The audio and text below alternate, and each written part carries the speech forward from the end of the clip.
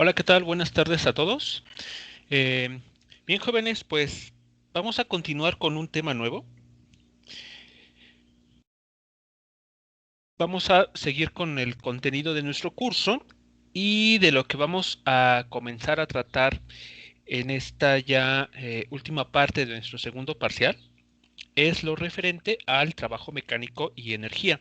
Y posteriormente, bueno, vendrán conceptos de la conservación de la energía mecánica.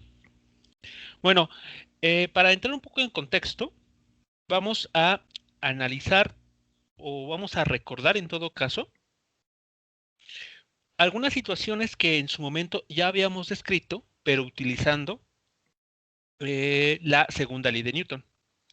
Esto justamente para, digamos, clarificar que el concepto de trabajo mecánico es una herramienta nueva que nos permite analizar desde otra perspectiva problemas que si bien podemos tratar meramente con la segunda ley de Newton o en general con las leyes de Newton, resulta que ese tipo de concepto nos permite analizar los problemas desde una óptica ligeramente distinta. ¿De acuerdo? Así que bueno, vamos a comenzar con la siguiente situación. Consideremos en este caso que tenemos una partícula que tiene un valor de masa y que se va a desplazar a lo largo del eje X. Solamente nos interesa lo que suceda a lo largo del eje X, ¿de acuerdo? Eso es muy importante que nos quede claro. Bueno, suponiendo que en un cierto instante de tiempo eh, se haga actuar una fuerza sobre esta partícula, nosotros ya tenemos, pues digamos que la idea que esa fuerza pues puede modificar algunas características del movimiento de la partícula, ya sea su velocidad o su dirección de movimiento. Bueno, pues justamente es lo que vamos a analizar ahora, o mejor dicho, vamos a recordar para entrar en contexto.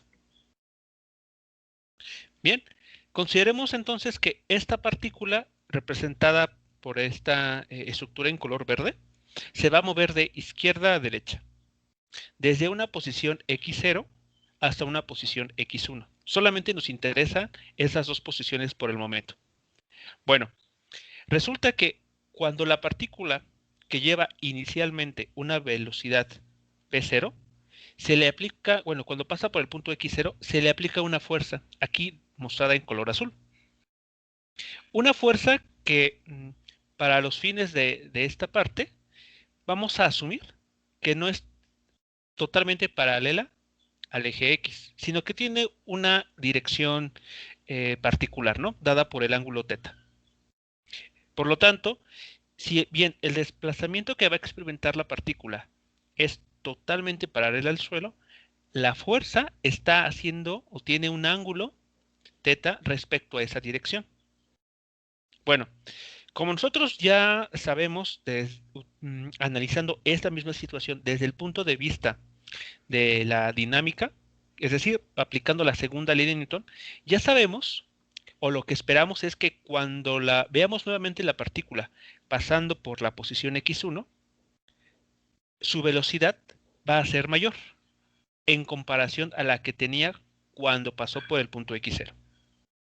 ¿De acuerdo? Eso es lo que ya sabemos, meramente recordando la segunda ley de Newton. Bueno, aquí tenemos, ¿no?, esta idea.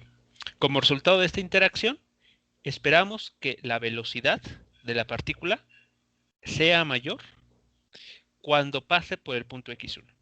Y eso es debido justamente a esta fuerza se ha aplicado. Bien, ¿qué otra situación se puede presentar? Bueno, tenemos la misma partícula moviéndose de izquierda a derecha, pero ahora consideremos la siguiente situación. Se aplica sobre la partícula una fuerza con esta dirección.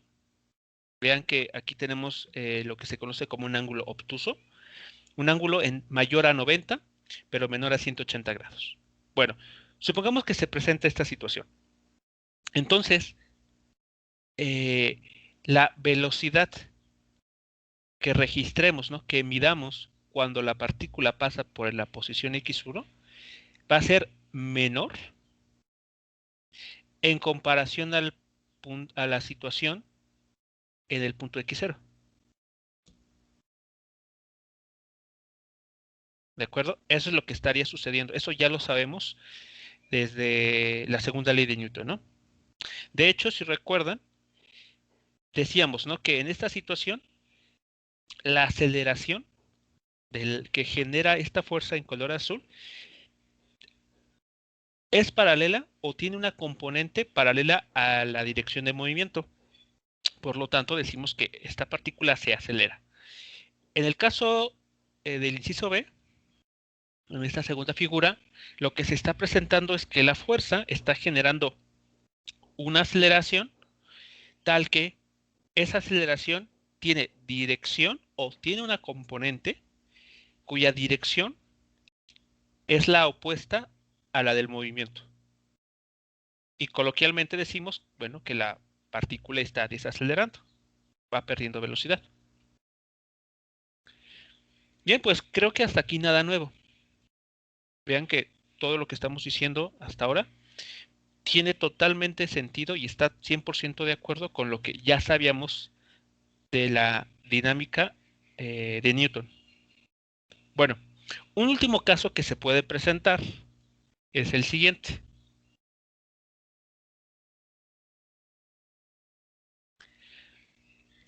Puede suceder que mientras que la partícula se va moviendo de izquierda a derecha, una fuerza F se aplique, pero siendo ortogonal a al desplazamiento.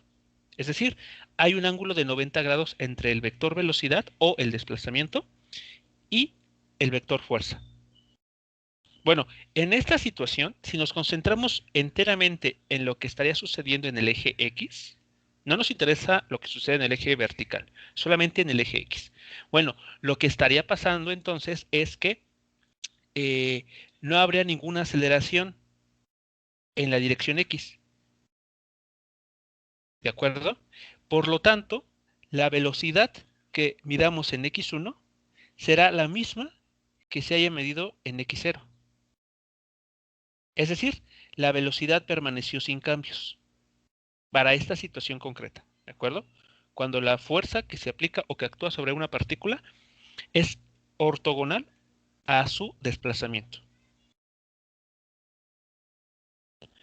¿Hasta aquí alguna pregunta o comentario sobre estos tres casos que se están presentando?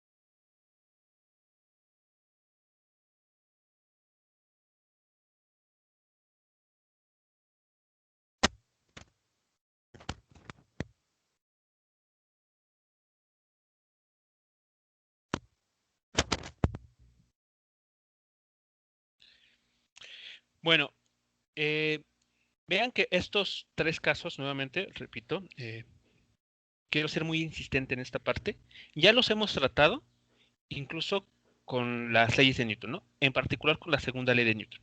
Digamos que hemos visto varios ejemplos en los que los hemos resuelto a través de la segunda ley de Newton. Bueno, sin embargo, resulta que podemos definir una nueva cantidad física, una cantidad que ahora es escalar, una cantidad escalar, que nos permita entender esta misma información, la misma situación, pero utilizando un nuevo lenguaje, nuevos conceptos. Bueno, esa cantidad física se conoce como el trabajo mecánico.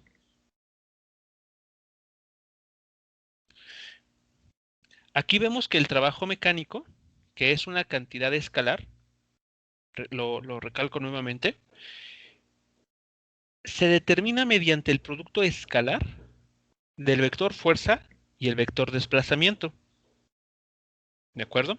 Y el producto escalar, bueno, ustedes del primer parcial, pues han de recordar que si tenemos vectores y estos vectores tienen sus dos o tres componentes, el producto escalar entre estos dos vectores simplemente es multiplicar componente a componente, las componentes X de cada vector, sumarles el producto de las componentes Y de cada vector multiplicadas, más el producto de las componentes Z.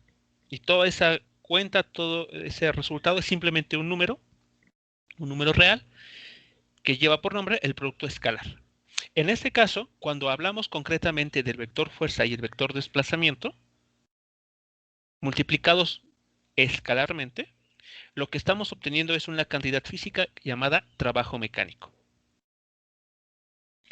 Recordemos también, cuando vimos este tema del producto escalar, que otra forma de determinar el producto escalar es a través de esta ecuación, en el que necesitamos conocer los módulos de los vectores fuerza y desplazamiento en este caso, y este ángulo teta, donde este ángulo teta, recuerden ustedes, es el ángulo que se está formando entre los vectores fuerza y desplazamiento.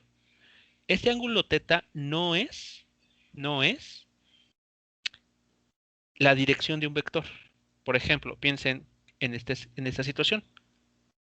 Si este es el eje X y el eje y este vector aquí, este vector en color amarillo, es el vector V, sabemos que este vector, bueno, tiene una cierta dirección medida con respecto al eje X positivo, que igual coincide en llamarlo teta.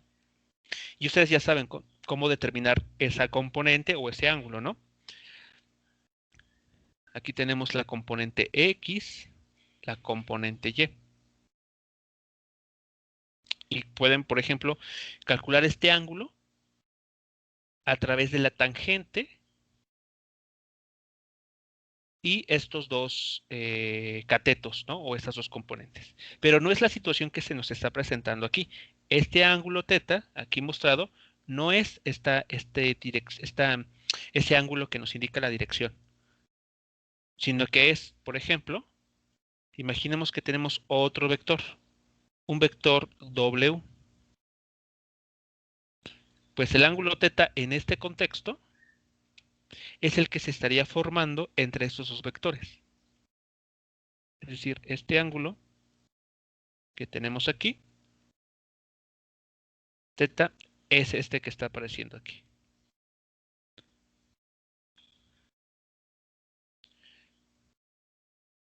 ¿Okay? Por lo tanto, aquí hay que tener un poco de cuidado solamente en no confundirnos. A pesar de que estamos utilizando la misma letra griega, nos estamos refiriendo a dos ángulos totalmente distintos.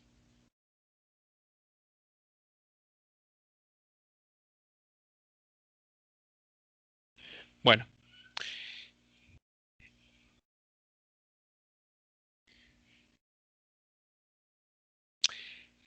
el trabajo mecánico, como una cantidad física, tiene unidades de Joule. Los vamos a estar midiendo el trabajo en unidades de Joule, que se define como un Newton metro.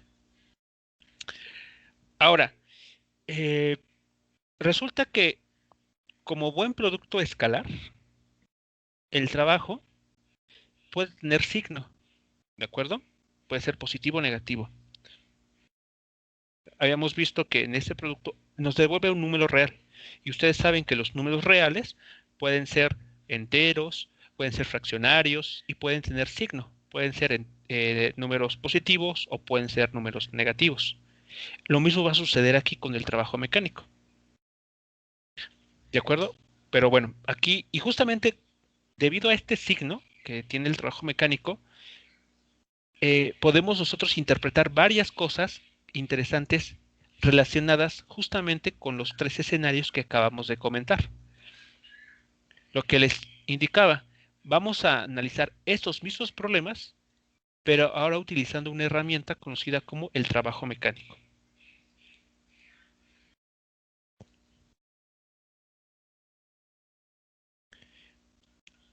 Bien, veamos ahora. ¿Por qué el trabajo mecánico puede ser positivo, negativo o cero? Bueno, pues chequemos, ¿no? Lo que podría suceder aquí. Supongamos, como en los 3 casos anteriores, que hay una fuerza aplicada, es decir, la fuerza no puede ser cero. Supongamos ese caso, la fuerza no es cero, necesitamos aplicar una fuerza. El desplazamiento tampoco es cero, es decir, sí estamos permitiendo que un objeto esté cambiando de posición, como está dado en estos 3 escenarios. Por lo tanto, lo único que resta por analizar es lo que está sucediendo con el término coseno del ángulo θ. Recordemos aquí también otra idea. El módulo de un vector, del que sea, siempre es una cantidad positiva. Por lo tanto, este producto de módulo de f por módulo de d siempre es positivo. Siempre es una cantidad positiva. Pero, ¿qué pasa con el coseno de un ángulo θ? ¿Para qué valores del ángulo θ? Ustedes recuerdan, incluso tal vez a través del círculo unitario, el coseno de un ángulo es positivo y para qué valores del ángulo el coseno de dicho ángulo es negativo.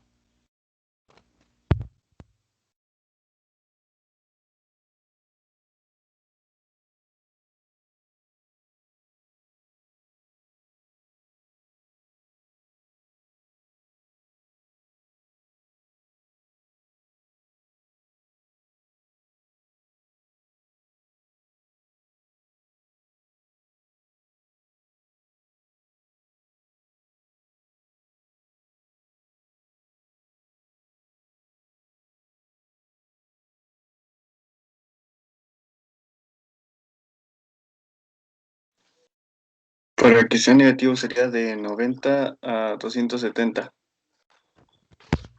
Para que el coseno sea negativo, el ángulo tiene que ir de 90 a 270. Ok, muy bien. Vamos aquí a establecer como una especie de tabla, ¿no? Para resumir esa información. A ver, coseno del ángulo θ.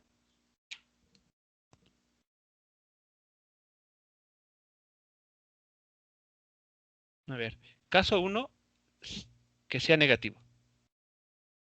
Que el coseno del ángulo sea negativo. Eso obliga a que el ángulo θ, vamos a ponerlo así. Déjenme ver aquí un poco de espacio.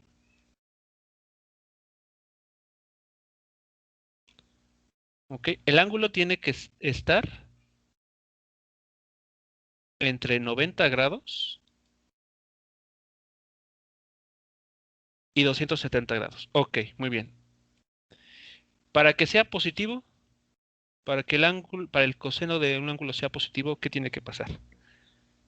Es de 0 a 90 y el otro sería de 270 a 360. Ok, bueno, vamos a considerar el primer caso, sería de 0 a 90.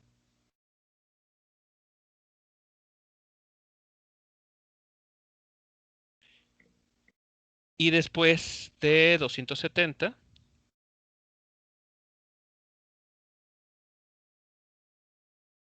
hasta llegar a un valor de 360 grados. Ok.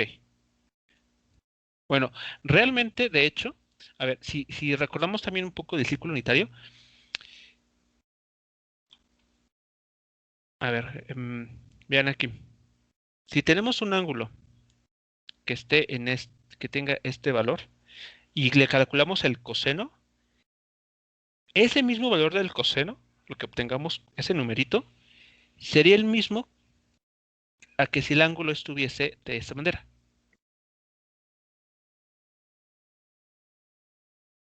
Por lo tanto, si bien es cierto que un ángulo que esté entre 270 y 360 grados nos da un coseno positivo,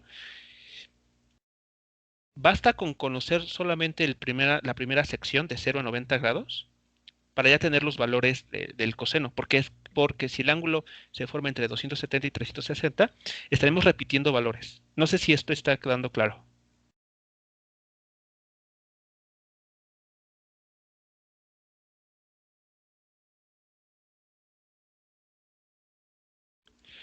Y lo mismo va a suceder con un ángulo de entre 90 y 270 grados. Vean, aquí está el ángulo. Bueno, perdón. El ángulo estaría así. Si calculamos el coseno de este ángulo, les va a dar un cierto valor. Pero ese valor coincide si el ángulo estuviese así, ¿no? Entre 90 y 270. Porque estamos hablando del mismo lado. Es decir, si aquí dibujamos triángulos rectángulos, vean que estamos hablando del mismo lado en estos triángulos. Por lo tanto, el coseno es el mismo para ambos triángulos. Por lo tanto, aquí para no repetir valores, para no estar considerando ángulos tal vez un poco de manera innecesaria, vamos a quedarnos con la mitad de los valores que nos dijeron. Es decir, hasta 180 grados. Listo. Muy bien, entonces vean que el coseno del ángulo puede ser positivo si el ángulo está entre 0 y 90 grados. A ese tipo de ángulos, ¿cómo se les llama?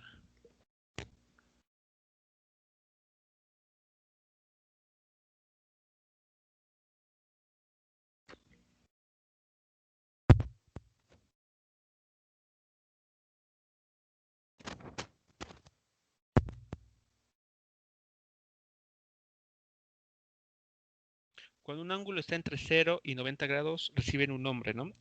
¿Recuerdan cómo se nombran ese tipo de ángulos? Agudo.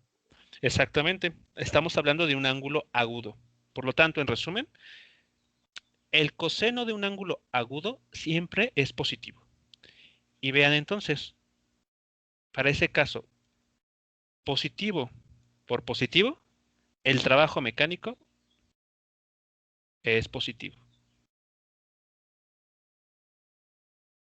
Muy bien, tenemos el primer caso. Segundo caso, ¿qué nombre reciben estos ángulos, los que cumplen ese intervalo, que están entre 90 y 180?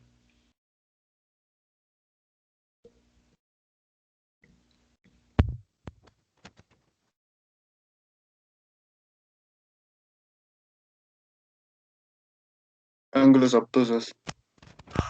Así es, ángulos obtusos. Por lo tanto, podemos así como que ser muy económicos y decir, el coseno de cualquier ángulo obtuso tiene signo negativo, como tenemos aquí. Por lo tanto, si este signo lo traemos a esta ecuación que tenemos a la izquierda, vean lo que va a suceder. Positivo por negativo, el trabajo mecánico es negativo.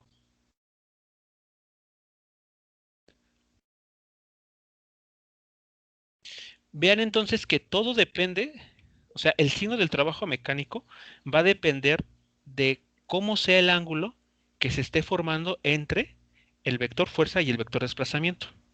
Dependiendo si ese ángulo es obtuso o es agudo, el trabajo mecánico va a tener o un signo positivo o un signo negativo. Hasta aquí, ¿sí vamos bien con las ideas?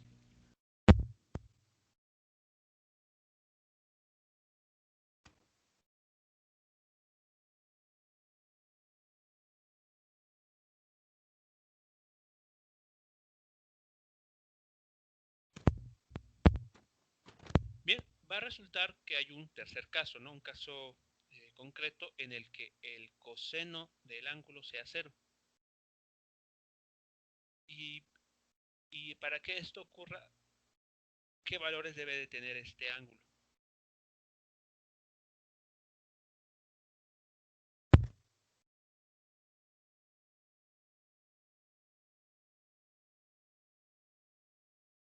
Noventa grados. Exactamente debe de ser un ángulo de 90 grados. Ya con ese valor del ángulo, nos aseguramos que el coseno del ángulo θ sea cero. Y por lo tanto, si aquí tenemos un cero, en este término. No importa cuánto valga lo que tenemos aquí al lado, a la izquierda. Al multiplicarse por 0, el trabajo mecánico es 0, de 0 joules.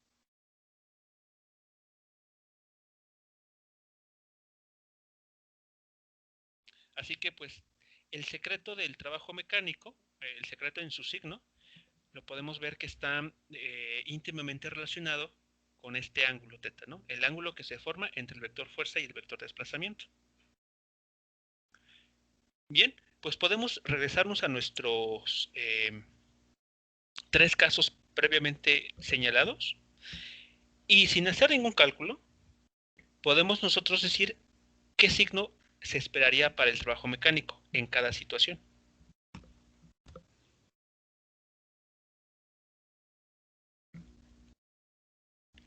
Por ejemplo, para este escenario, el inciso A, cuando tenemos esta fuerza aplicada de esta manera, ¿qué signo esperaremos encontrar para el trabajo mecánico en esta situación?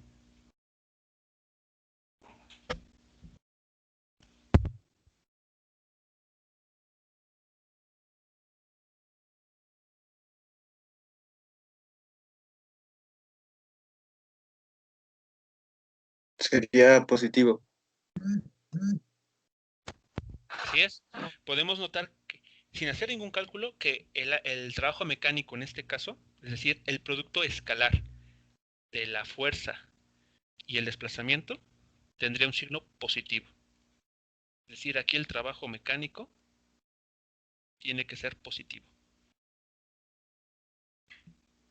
Aquí vemos justamente que el ángulo es agudo y bueno, ya comentamos, ¿no?, lo que sucede.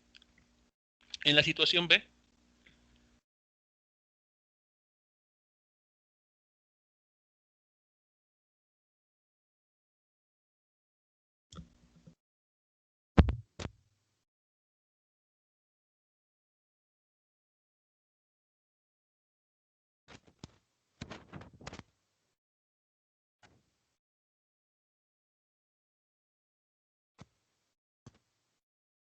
Negativo.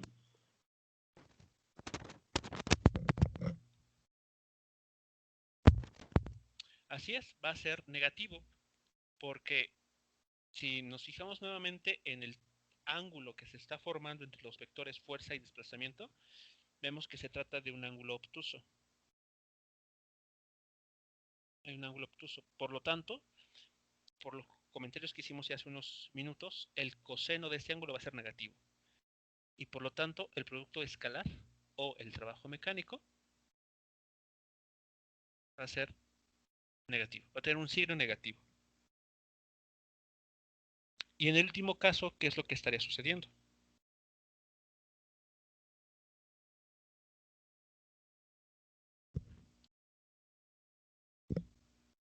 Sería 0, ¿no?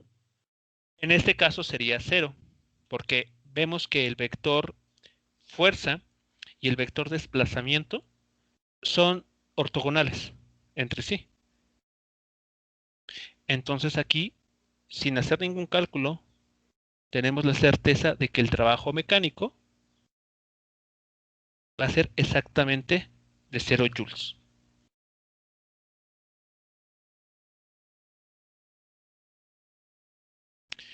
¿Alguna pregunta o comentario sobre estas 3 categorías que tenemos, que estamos aquí observando?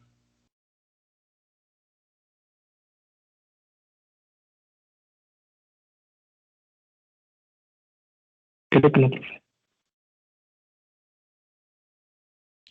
Ok, vean entonces que estos 3 escenarios ya los habíamos comentado en su momento utilizando las leyes de Newton, pero vean que con este concepto de trabajo mecánico, pues estamos diciendo algo más, ¿no? Aquí vemos que en cada situación la podemos identificar con un signo en esta cantidad escalar llamada trabajo mecánico. Bueno, nótese algo curioso, por decirlo de algún modo. Vean que cuando el trabajo mecánico es positivo, como en esta situación, la velocidad que adquiere la partícula cuando va a pasar por el punto X1 es mayor a la que tenía cuando estaba en la posición X0.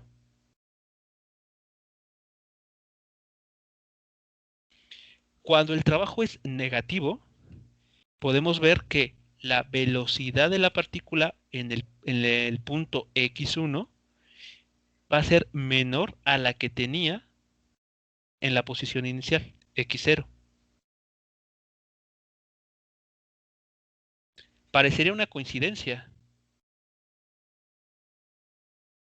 Si el trabajo mecánico tiene signo positivo, vemos que la velocidad de la partícula se incrementa. Cuando el trabajo mecánico es negativo, notamos que la velocidad de la partícula decrece. Y cuando el trabajo mecánico es cero, estamos notando que la velocidad de la partícula permanece sin cambios. Se mantiene constante. Bueno, pues justamente esta relación que estamos aquí encontrando y que podría pensarse que es una coincidencia, realmente está hablándonos de algo muy importante que vamos a ver en unos minutos más. Pero al menos lo quiero plantear en este momento para que veamos que esta cantidad física, y además que es una cantidad escalar, está relacionada con los cambios que estamos observando en la velocidad. Según se incremente, decrezca o incluso se mantenga sin cambios. También se está relacionado al trabajo mecánico. Bueno, antes de pasar a esa situación importante, vamos a resumir lo que hemos observado sobre el signo del trabajo mecánico. Aquí tenemos lo siguiente. Cuando la fuerza F tiene una componente en la misma dirección que el desplazamiento D, tenemos que el trabajo mecánico es positivo.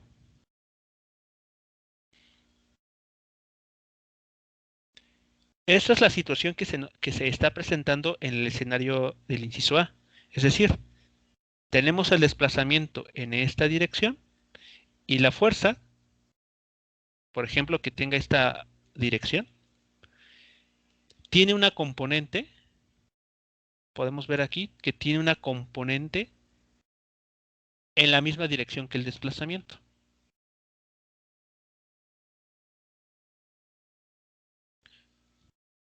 De hecho, lo podemos ver en la figura que tenemos, para mayor claridad.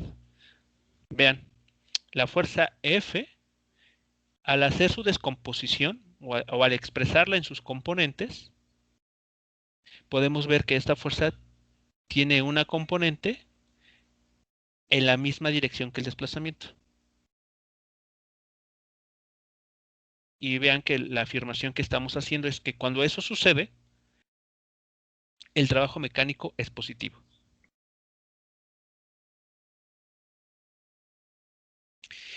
Inciso B nos dice, cuando la fuerza F que actúa sobre la partícula o sobre un sistema de partículas tiene una componente opuesta al desplazamiento, el trabajo mecánico va a ser negativo. Lo podemos constatar en los esquemas que tenemos arriba. Vean en este caso, la fuerza tiene esta dirección aquí mostrada. Si nosotros obtenemos su componente en el eje X, podemos ver que dicha componente está en la dirección opuesta al vector de desplazamiento. Y por lo tanto tenemos que el trabajo mecánico resulta negativo. Bueno, y finalmente el último caso. Cuando la fuerza F es perpendicular al desplazamiento u ortogonal, como también se le dice, resulta que el trabajo mecánico es exactamente cero.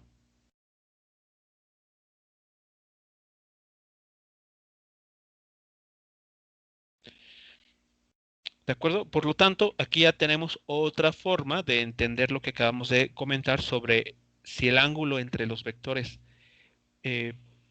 fuerza y desplazamiento es agudo, obtuso o recto.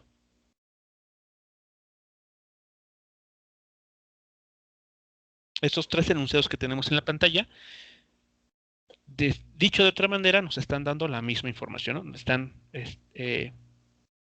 diciendo en conclusión lo mismo.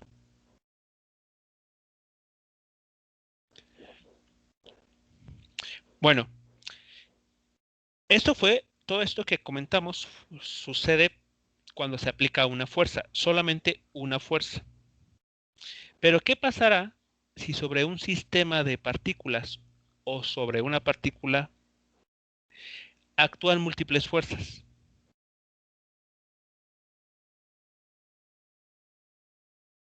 Bueno, pues se nos presentaría algo como lo que tenemos justamente aquí mostrado.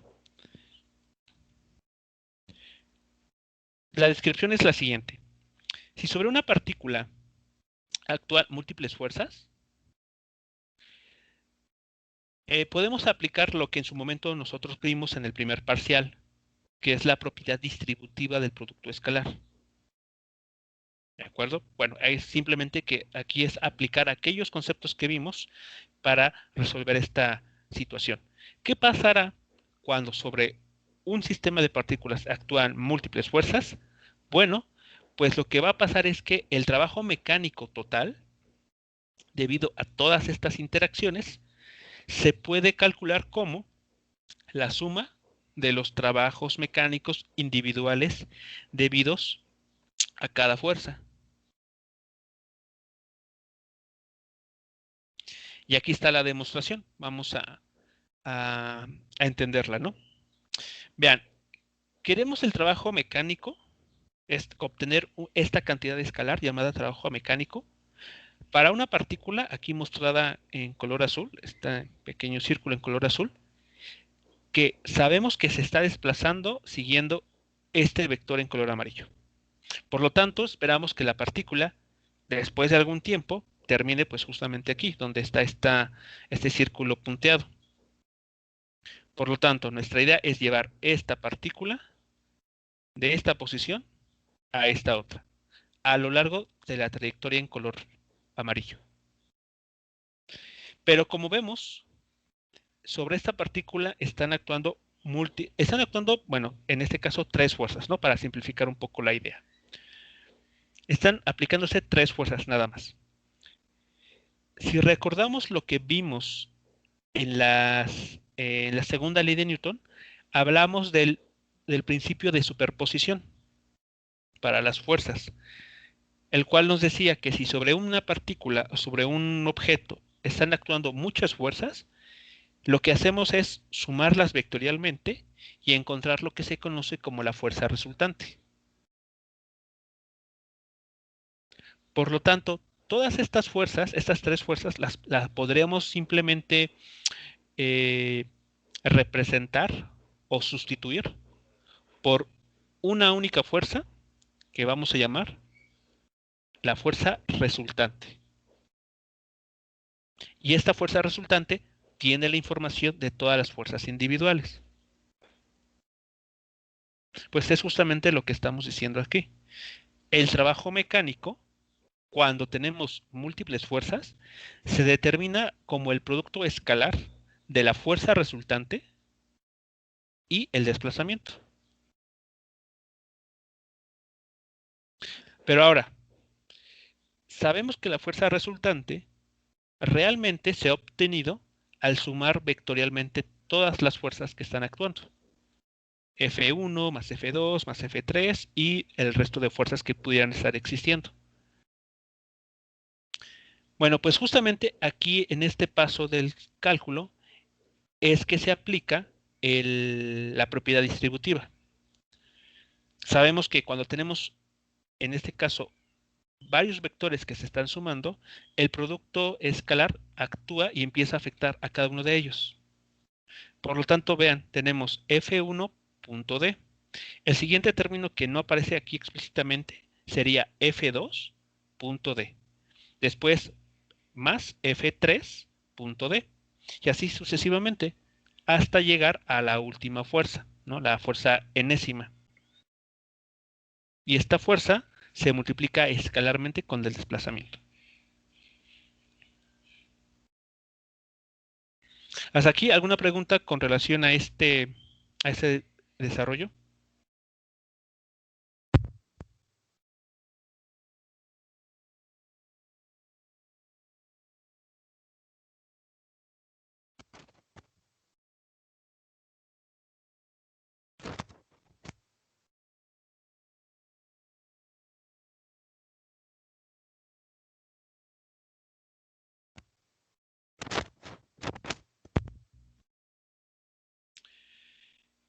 Pues bien, si nosotros recordamos o identificamos qué es esto que está aquí, es decir, este término que estoy encerrando, ¿quién es? Pues vemos que F.D es el trabajo mecánico. Pero aquí concretamente sería el trabajo mecánico debido a la fuerza 1. Solamente a la fuerza 1. Por lo tanto, lo podemos representar o sustituir por trabajo mecánico 1. El siguiente término en esta suma sabemos que es F2.D.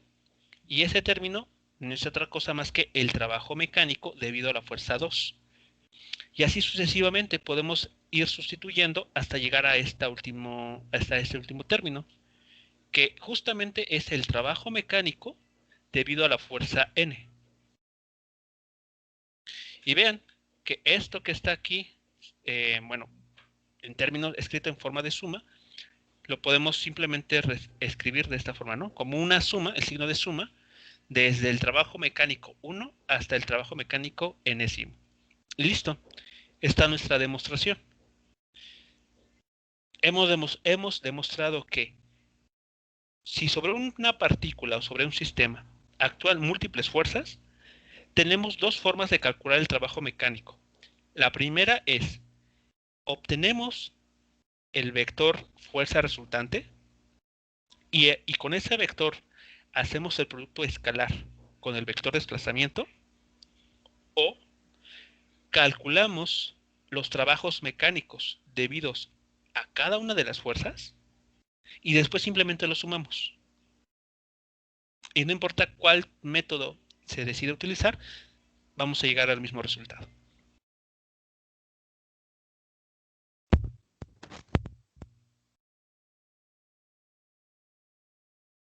¿Queda claro esta idea? ¿Alguna pregunta o comentario?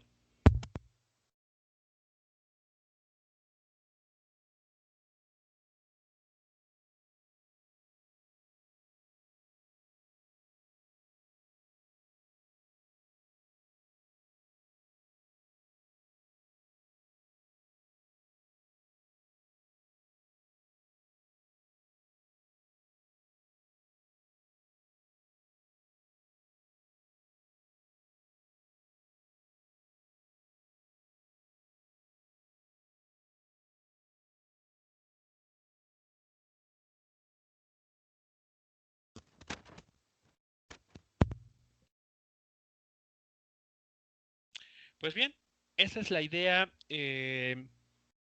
general que vamos a tomar en cuenta a la hora de calcular el trabajo mecánico total debido a la acción de múltiples fuerzas.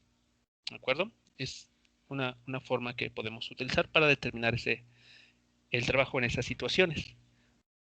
Bueno, viene ahora justamente el punto importante que queremos obtener para encontrar una relación entre estos dos aspectos que vemos aquí. Recordemos, habíamos notado que cuando el trabajo mecánico es positivo, vemos que la velocidad de la partícula se incrementa de un punto a otro. Cuando el trabajo mecánico es negativo, notamos que la velocidad de la partícula decrece de un punto a otro. Y cuando el trabajo mecánico es cero, vemos que en la dirección del desplazamiento la velocidad de la partícula no sufre modificaciones. Esta relación que ahí aparece débilmente va a tener su justificación en lo que se conoce como el teorema trabajo-energía. Y este resultado va a ser muy importante porque nos va a permitir establecer justamente la relación que existe entre el trabajo mecánico debido a una fuerza y cambios en lo que conocemos como o llamaremos energía cinética de un objeto. La energía cinética va a ser una cantidad que nos está hablando del si un objeto tiene o no velocidad y va a estar también relacionada con la masa de esa partícula.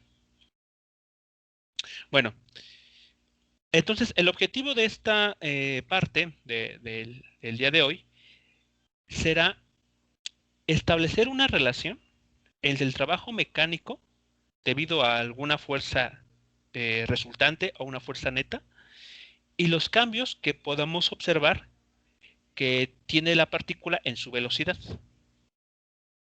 Ese va a ser el objetivo de esta parte que vamos a comenzar a continuación. ¿Cómo vamos a hacer el planteamiento de esta parte? Bueno, vamos a concentrarnos en una situación concreta para, pues, de alguna manera ir justificándolo, nuestras ideas. Vamos a notar lo siguiente. Consideremos el caso de que tenemos una partícula y esta partícula tiene masa m que se va a estar moviendo entre el punto A y el punto B. ¿De acuerdo? Esa va a ser nuestra idea.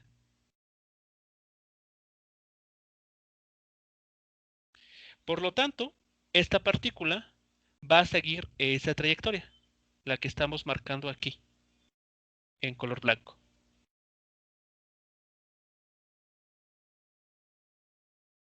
Bueno, esa es la idea. Entonces aquí tenemos que la partícula inicialmente tiene una velocidad inicial justo en el punto A. Resulta que durante este desplazamiento va a actuar una fuerza sobre la partícula.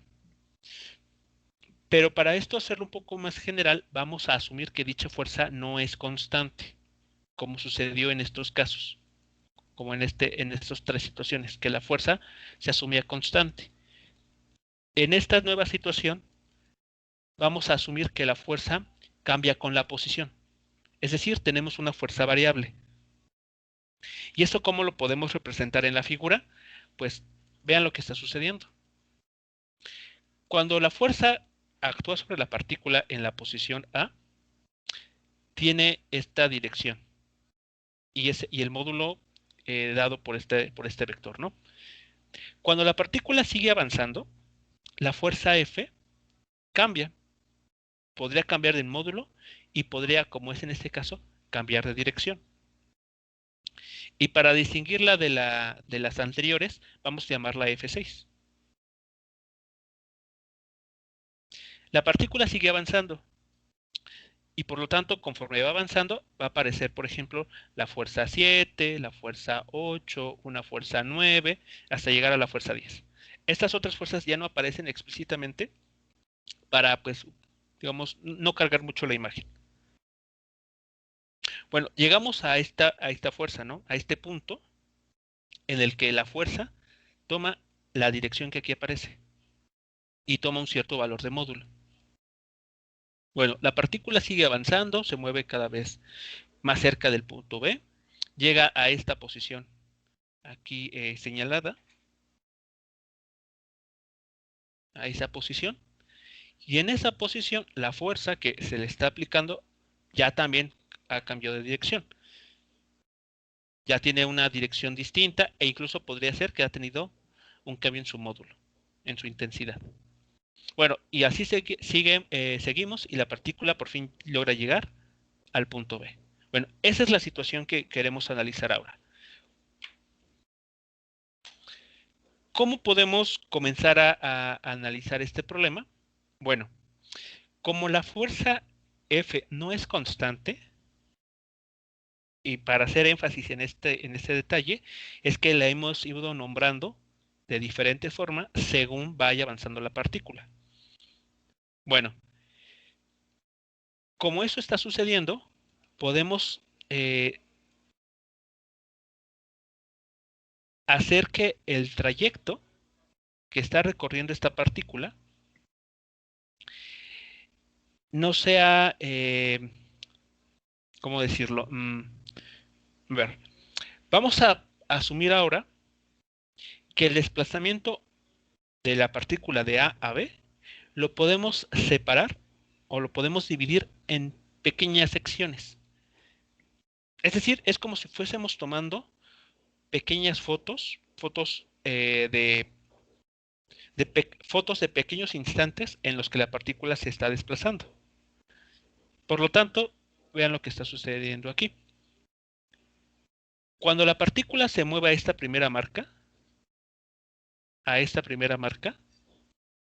podemos asociar un vector de desplazamiento del punto A esta primera marca. Después otro desplazamiento de la segunda a la tercera marca y así sucesivamente. Por lo tanto, lo que estamos haciendo de manera, digamos que efectiva, es dividir el trayecto completo que tiene que seguir la partícula en pequeños pasitos, en pasos cada vez más pequeños, que digamos que en el límite de ser muy pequeños, pues básicamente son pasos infinitesimales.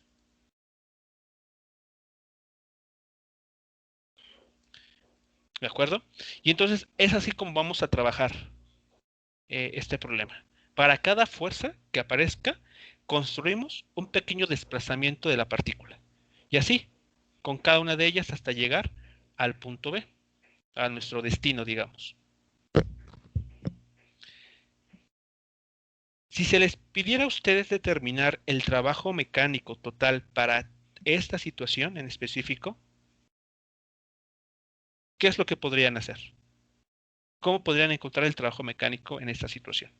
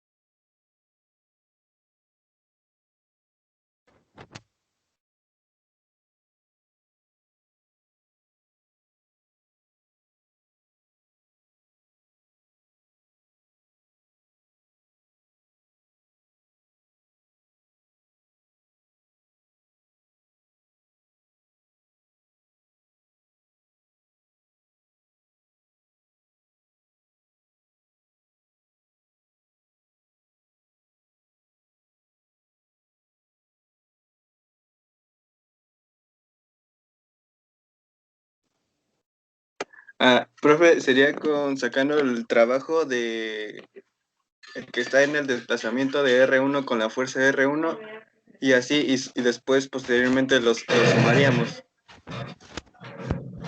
Exactamente. Una forma de hacerlo es justamente de esa forma. Vimos hace unos instantes que el trabajo mecánico se puede terminar sumando los trabajos mecánicos individuales debidos a cada una de las fuerzas que estemos ahí involucrando, ¿no? Entonces, claro, la forma que podemos proceder aquí sería una parecida a lo siguiente, ¿no? El trabajo mecánico total sería igual a, vamos a ponerlo así, la suma de la fuerza I, es decir, fuerza 1, fuerza 2, fuerza 3, etcétera, punto, esos pequeños desplazamientos que hemos señalado, ¿no? O los que podemos intentar dividir este trayecto de A a B, vamos a llamarlo así, ¿no? De R, I. Y esta suma va a ir desde la fuerza 1 hasta la fuerza, perdón, hasta el término N. Así que es correcto, así es como podríamos proponer calcular el trabajo mecánico total o el trabajo mecánico neto en esta situación. Sin embargo, hay que recordar algo, bueno, hay que tomar en cuenta algo muy importante. ¿En cuántas secciones podrían ustedes asumir que sería bueno dividir esta sección de A a B, o sea, el trayecto de A a B?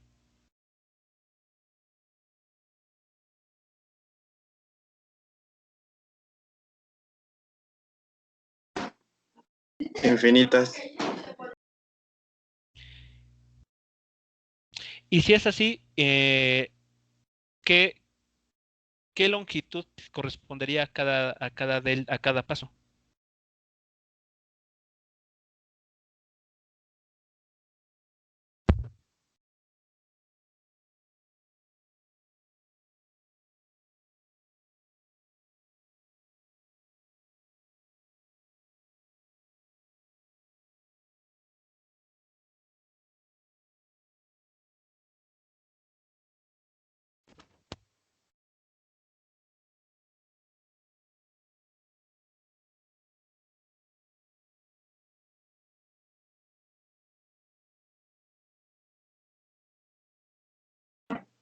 Sería como un intervalo. Como un intervalo. A ver, digamos, la pregunta anterior fue, ¿en cuántas secciones podríamos dividir el trayecto AB? Escuché que dijeron infinitas, ¿no? En infinitos Sí, sí, sería términos. como N, ya dependiendo. ¿Y qué tamaño tendrían estos pequeños pasos? Por ejemplo, N sería infinito, aquí como tendería a infinito. Ok, de acuerdo. O sea, tomamos esta sección de AB y lo dividimos en infinitas partes. Muy bien. ¿Qué longitud tendrían esos pequeños pasos entonces?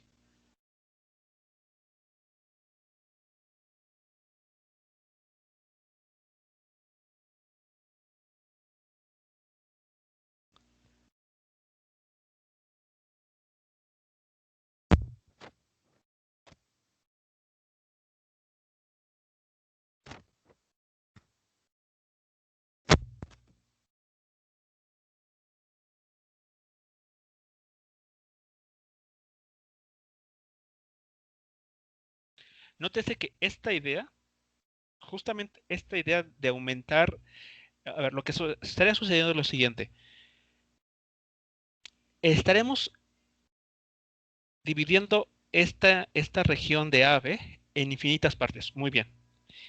Eso, por lo tanto, obligaría a que estos pequeños pasos sean infinitesimalmente pequeños. Y en ese límite de secciones, de pequeñas porciones muy grandes en cuanto a número, pero de longitud cada vez más pequeña, ¿a quién nos recuerda?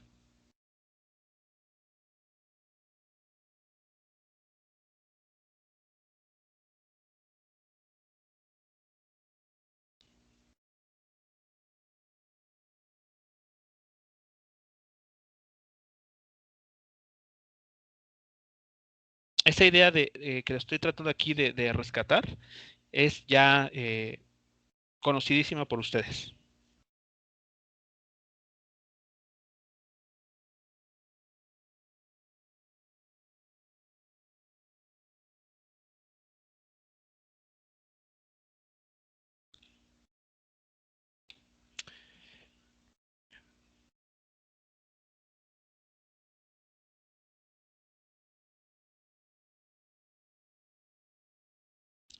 Bien, pues esto, la idea que aquí intentamos rescatar es que en el caso en el que una fuerza depende de la posición y hacemos una construcción como la que está señalada arriba, llegamos a que entonces el trabajo mecánico se tiene que calcular como una integral, ya no como una suma.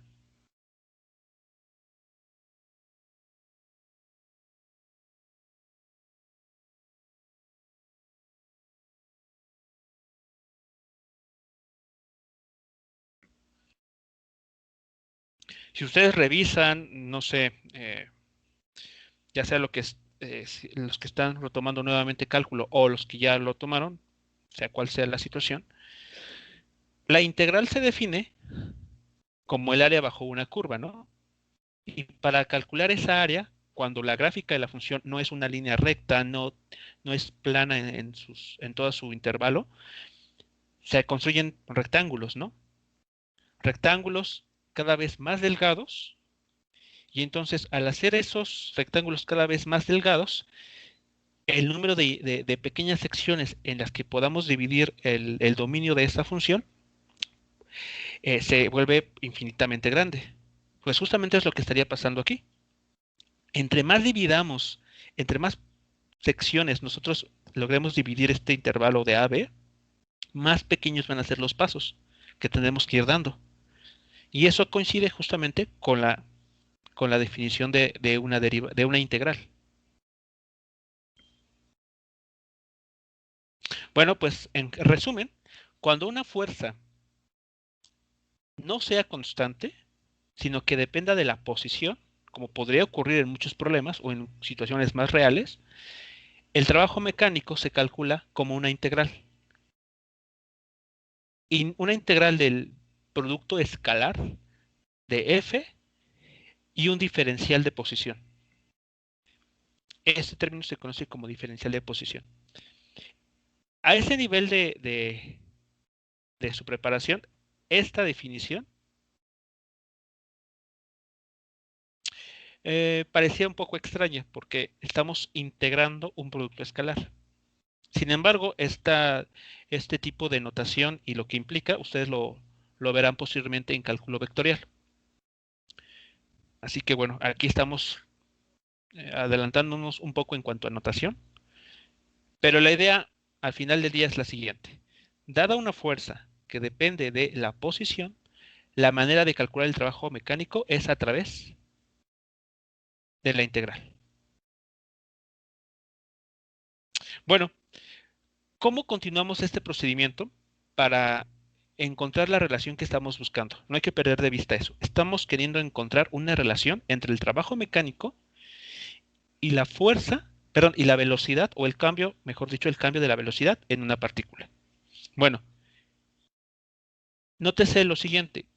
Cada una de las fuerzas que tenemos aquí arriba, cada una de ellas, se puede escribir en términos de sus componentes. Cada una de ellas. Y concretamente, podemos expresar a, a estas fuerzas de tal manera que tengamos una componente paralela al desplazamiento, que aquí está dado por un vector en amarillo, y otra componente que sea perpendicular a dicho desplazamiento.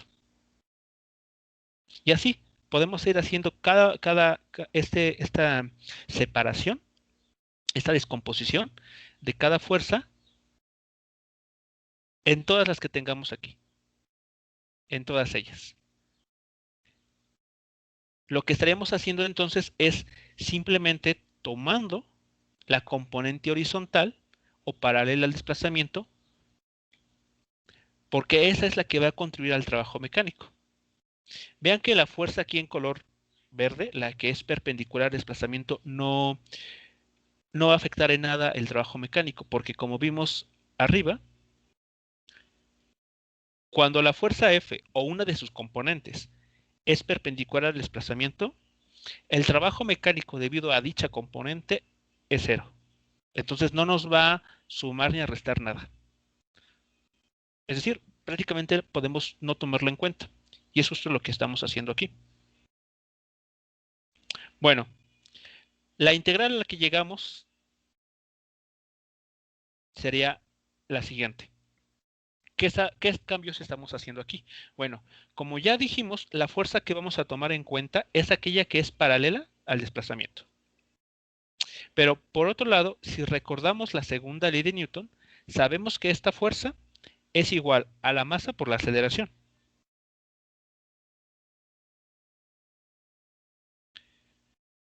Vean entonces que aquí estamos, al hacer esa sustitución, estamos haciendo uso de la segunda ley de Newton. Bueno, suponiendo también que durante el recorrido que realiza esta partícula no cambia su masa, la masa es por lo tanto constante y puede salir de la integral. Y lo único que restaría sería integrar esto que está aquí, ¿no? La integral de 1 a 2 de la componente paralela al desplazamiento de la aceleración diferencial de R. Con la finalidad de traer a juego la velocidad, vean ustedes que aquí la aceleración es la derivada de la velocidad respecto al tiempo.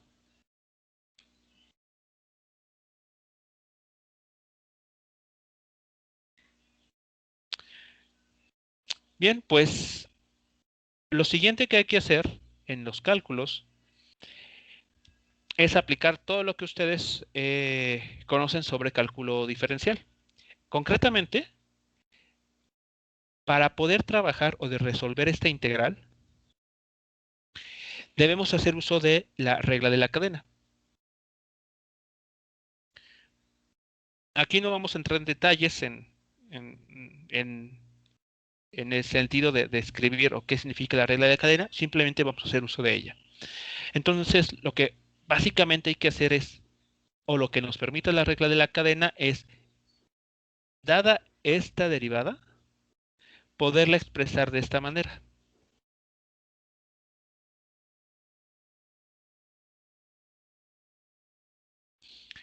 Y bueno, pues finalmente ya está. Aquí está la velocidad, que es justamente la que estamos buscando, ¿no? Encontrar una relación entre la velocidad y el trabajo mecánico. Bueno, pues si hacen la sustitución de esta derivada por lo que equivale gracias a la regla de la cadena, lo que se obtiene es esta cadena de igualdades.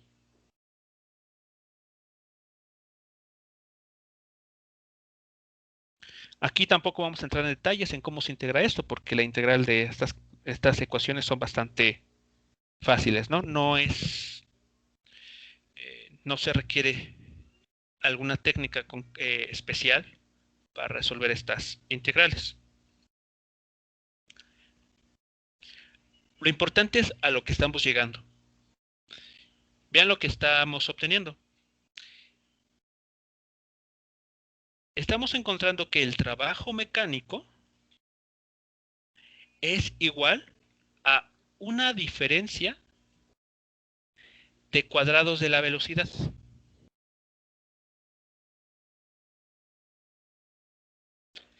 Si nosotros definimos estas cantidades, bueno, aquí decimos, vamos a definir una cantidad K mayúscula que sea igual a 1/2 de la masa por la velocidad de la partícula al cuadrado, pueden ver aquí que lo que tenemos es esa cantidad K con índice 2 menos esa misma cantidad K, pero con subíndice 1, que es lo que justamente queremos aquí indicar en esta parte. Esa cantidad K que surge de esta integración se conoce como energía cinética.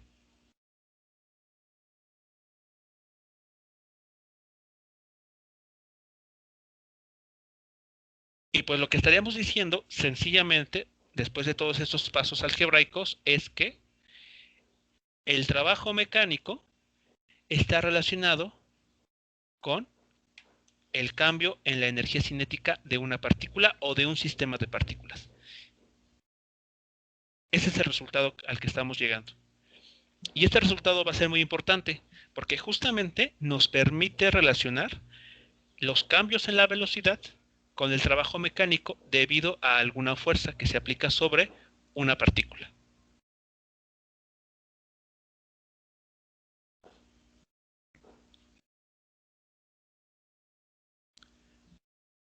Bien, pues lo que tendremos es justamente lo siguiente. A la cantidad K igual a 1/2 de la masa por la velocidad al cuadrado, la vamos a conocer, la vamos a nombrar como energía cinética de la partícula. Y, como vemos, está relacionada íntimamente con la masa de la partícula y con la velocidad de esta.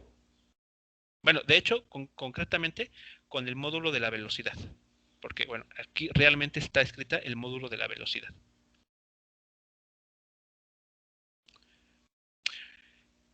Bueno, pues si queremos parafrasear, ¿no?, a modo de texto la ecuación anterior, esto es lo que estaríamos diciendo. El trabajo mecánico total que se efectúa debido a alguna fuerza neta sobre una partícula o sobre un sistema de partículas es exactamente igual al cambio de la energía cinética que experimenta la partícula.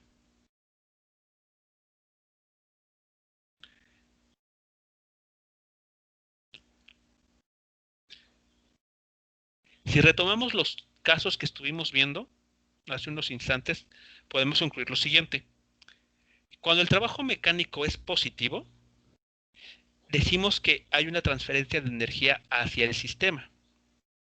Y por esa razón vemos que la energía cinética aumenta, o en otras palabras, que la velocidad de la partícula se incrementa.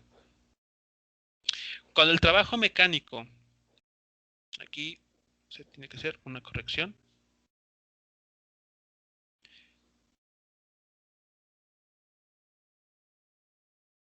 Muy bien. Cuando el trabajo mecánico es negativo, decimos que la energía se transfiere desde el sistema. Es decir, le estamos quitando energía al sistema de partículas o a la partícula. Como consecuencia, la energía cinética va a disminuir y observamos un decremento en la velocidad. Y ahí está la relación que habíamos notado al inicio. A modo de resumen, para describir el teorema trabajo-energía, lo que estaríamos diciendo es lo siguiente. Si una partícula tiene inicialmente una energía cinética de algún valor, imaginen que sea, no sé, 2 joules, y sobre esta partícula se aplica un trabajo positivo, eso es equivalente a decir que le estamos inyectando energía. Lo podemos interpretar de esa manera. Le estamos inyectando energía. Por lo tanto, la energía cinética de esa partícula se va a incrementar. Y lo que nosotros vamos a observar es que la velocidad de la partícula aumenta.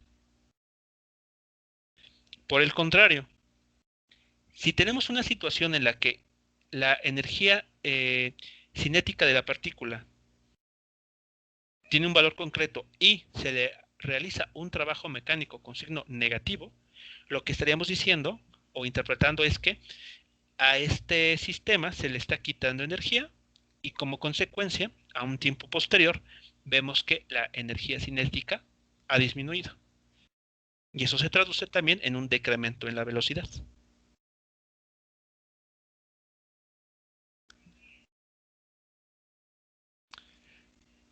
Pues bien, eso es lo que estaríamos diciendo con este teorema trabajo-energía.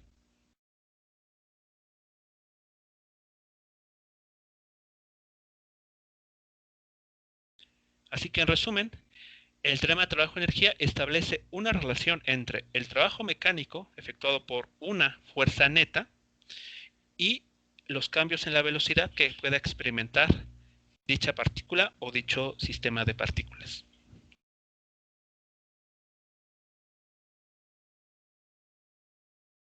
¿Aquí alguna pregunta o comentario sobre estos últimos resultados?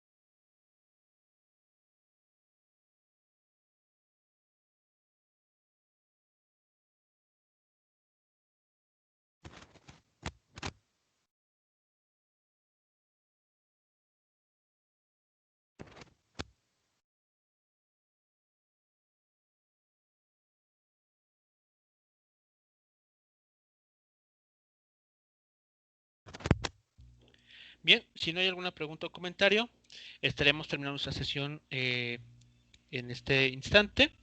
La siguiente clase vamos a comenzar a realizar ejercicios en los que pondremos en práctica todo esto que hemos comentado, tanto del cálculo del trabajo mecánico, ya sea para fuerzas que sean constantes o para fuerzas que dependan de la posición, así como problemas en los que necesitemos aplicar justamente el teorema trabajo-energía.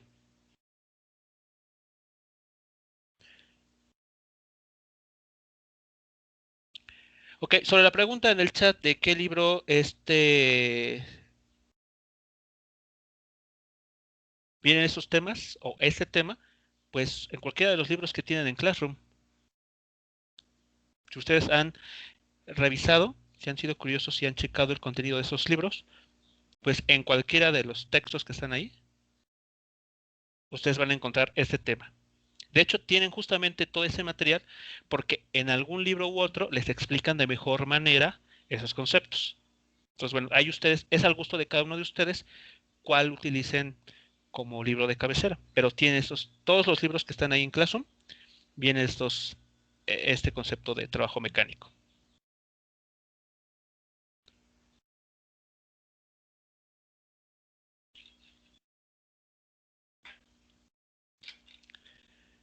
Bien, pues si no queda alguna otra pregunta pendiente, en el chat ya está el link para registrar asistencia y nos estaremos escuchando en la siguiente sesión.